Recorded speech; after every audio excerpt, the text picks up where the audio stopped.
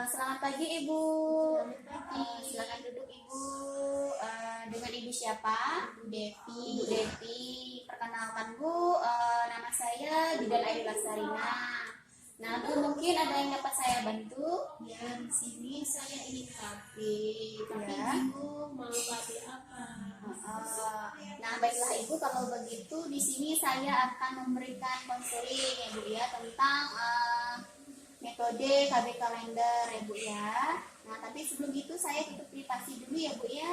Ya, Nah, baiklah Ibu, sebelum kita melanjutkan konselingnya terlebih dahulu, apakah Ibu mempunyai pertanyaan atau ada keluhan? belum ada pertanyaan.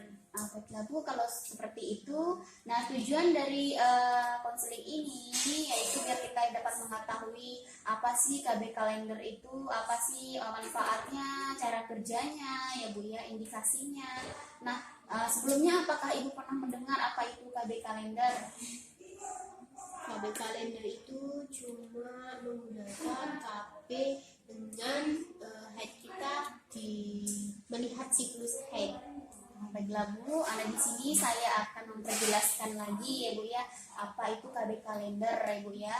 Nah, untuk metode KB kalender itu sendiri ya Bu ya, atau pantang berkala, itu adalah cara metode kontrasepsi yang sederhana yang dilakukan oleh pasangan suami istri ya Bu ya, dengan melakukan segama atau berhubungan seksual pada masa subur atau pada masa ovulasi ya Bu ya. Nah, di sini juga ada manfaat dari kontrasepsi KB kalender ini. Nah, yang pertama untuk manfaat kontrasepsinya sebagai alat pengendalian kelahiran atau mencegah terjadinya kehamilan, ya Bu ya.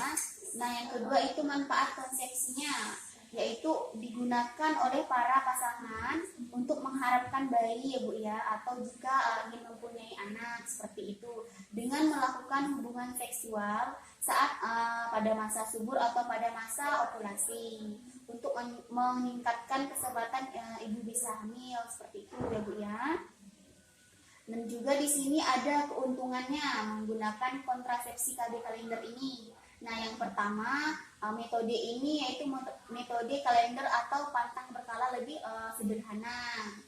Dapat digunakan oleh setiap wanita yang sehat, tidak mempunyai penyakit atau riwayat penyakit ya Bu.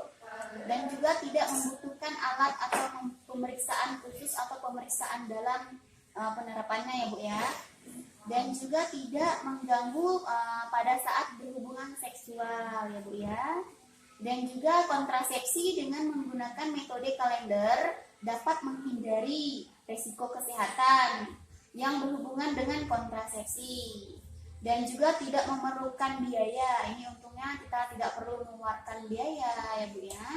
Dan juga tidak memerlukan tempat pelayanan kontrasepsi. Selanjutnya untuk keterbatasan menggunakan metode kalender ini ya Bu ya. Di sini yaitu memerlukan kerjasama antara pasangan suami istri ya Bu ya. Dan juga harus ada motivasi dan disiplin antara pasangan dalam menjalankannya. Dan juga pasangan suami istri tidak boleh melakukannya atau melakukan hubungan seksual setiap saat ataupun setiap hari seperti itu ya Bu.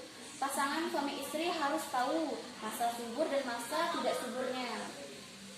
Dan juga harus mengamati siklus menstruasi minimal 6 kali siklus seperti itu ya Bu ya.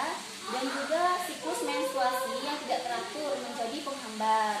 Dan juga lebih efektif bila dikombinasikan dengan menggunakan metode kontrasepsi lainnya ya Bu ya. Itu keterbatasannya menggunakan metode KB kalender ya Bu ya. Nah, di sini juga untuk efektivitas metode kalender ini yaitu bila dilakukan dengan benar dan baik ya Bu ya. Metode ini juga lebih efektif bila digunakan bersama dengan metode kontrasepsi lainnya. Angka kegagalan menggunakan metode ini yaitu 14 per 100 wanita per tahun ya Bu. Nah, di sini juga ada faktor yang dapat menyebabkan metode kalender ini tidak menjadi efektif ya Bu ya. Nah, yang pertama, penentuan masa tidak subur didasarkan pada kemampuan hidup sel sperma dalam saluran reproduksi, atau sperma mampu bertahan selama 3 hari. Dan juga anggapan bahwa pendarahan yang datang bersama dengan ovulasi dipresentasikan sebagai menstruasi ya Bu ya. Hal ini menyebabkan perhitungan masa tidak subur sebelum dan setelah ovulasi menjadi tidak tepat seperti itu. Dan juga penentuan masa tidak subur tidak didasarkan pada siklus menstruasi itu sendiri ya Bu ya.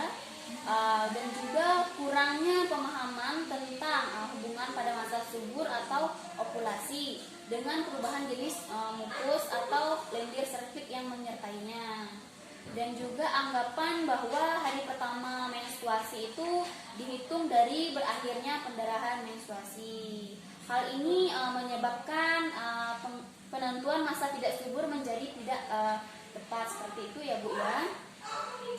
Nah di sini juga ada cara untuk menghitung masa subur ya Bu ya.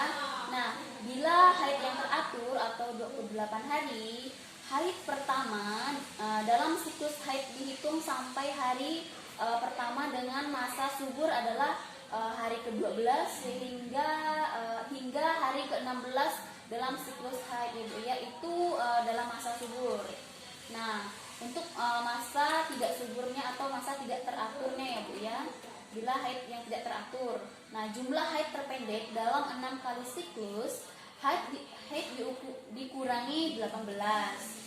Hitungan ini menentukan hari pertama masa subur. Jumlah hari terpanjang selama 6 siklus haid dikurangi 11. Hitungan ini menentukan hari terakhir masa subur ya Bu ya.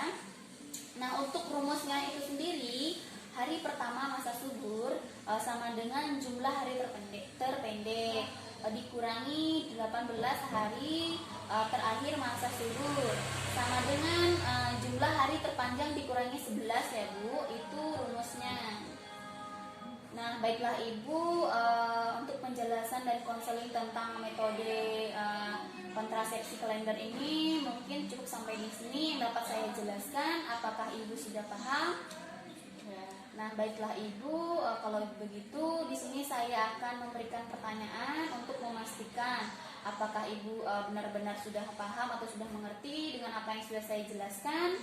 Nah untuk metode kalender itu sendiri apa ya Bu ya? Metode kalender itu metode di mana kita tidak bisa melakukan hubungan seksual secara terus-menerus. Kita harus mengetahui siklus masa subur kita ya. Harus masa subur. Kalau tidak masa subur kita boleh berhubungan. Iya benar sekali ya Bu ya. Nah sepertinya Ibu sudah paham dengan apa yang sudah saya jelaskan karena Ibu sudah bisa menjawab pertanyaan saya.